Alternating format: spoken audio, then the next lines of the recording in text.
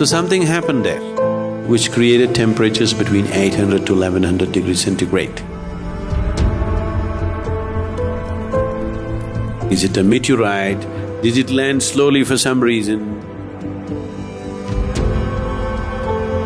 It's become a station of knowledge and grace.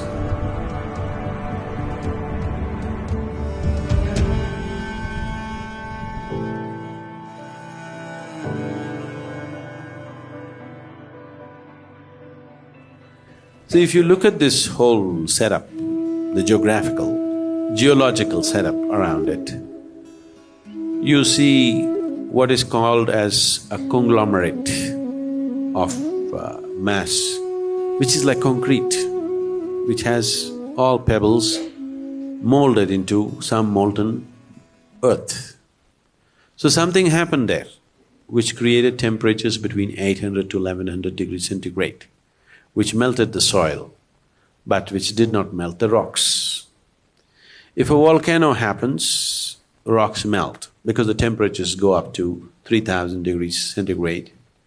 If a meteorite lands, temperatures hit 4000 to 6000 degrees centigrade, so everything melts. These are the two phenomena we know which generally create that kind of temperature. Or if the tectonic plates move, which has definitely happened in the area, if they happen, then also temperatures could raise because of the friction and things could melt. I really don't have enough scientific information as to what is the kind of temperatures that happen.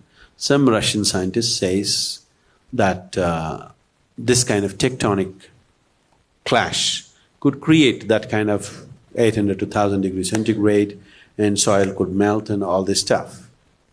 It's possible. That looks like the most sensible scientific explanation that one can give.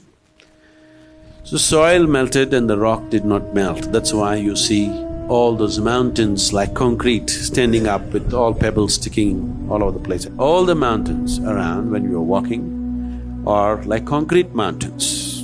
You can see pebbles and molten soil. But Kailash alone is standing like a steel, like black steel, it's standing there. And last time we sent people right up to the core to get some rocks from the mountain itself. And we have them with us. We see that it's energy-wise, it's reverberating in a big way, but we do not know the geological composition of this.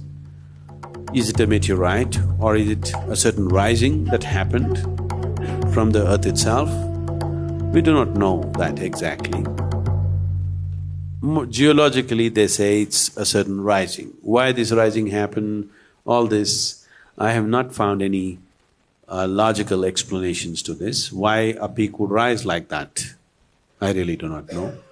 If it's because of tectonic movement, it should have been of one kind, like you find the Indian Himalayas. It's of one kind, it has peaks, but it's of one kind. Here it seems to be different. There may be a geological explanation, I do not know. But you can see geologically it's of a different structure altogether.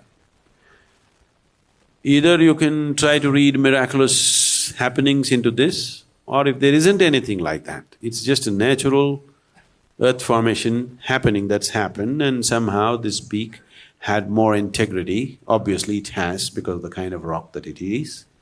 So Shiva and other yogis chose this place because this was a good place. That could be the most sensible explanation. Or there could be some other crazy happening because there's a crazy lake next door. So there could be some possible craziness out there in its making. Or it could be just a natural geological happening. Both are possible. We need a scientific assessment of this, which we haven't found yet. Story-wise, Shiva is always sitting at the peak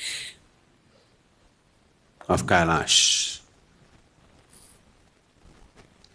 with Parvati sitting on his lap, on his left lap.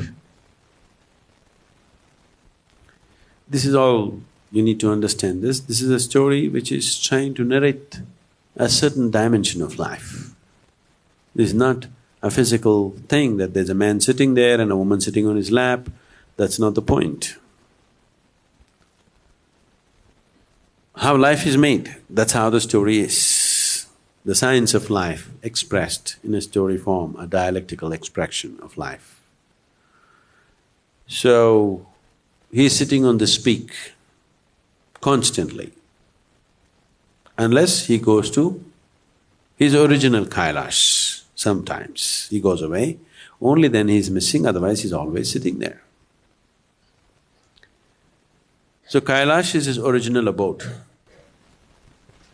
This is his visiting kailash. It has many aspects to it. We've been promising you that we will find out the nature of this material, what this is, and I sent a few pieces with one of the Detroit meditators. They were supposed to find out and I don't know, I think they must be keeping the stones in their house and worshipping it or something. They got the nice stones and they must be keeping it in their shrine. I don't know what happened, but I have not gotten any reports. Somebody else said there's another place in Arizona and they're going to send it there, and they took a few more pieces from me and I don't know where they went. So, apart from this, the significance of the mountain for us is not its nature, how it happened, however it has happened. Is it a meteorite? Did it land slowly for some reason and all this kind of stuff? Maybe it's just a natural happening, but for us the significance is right now what it has become a station for.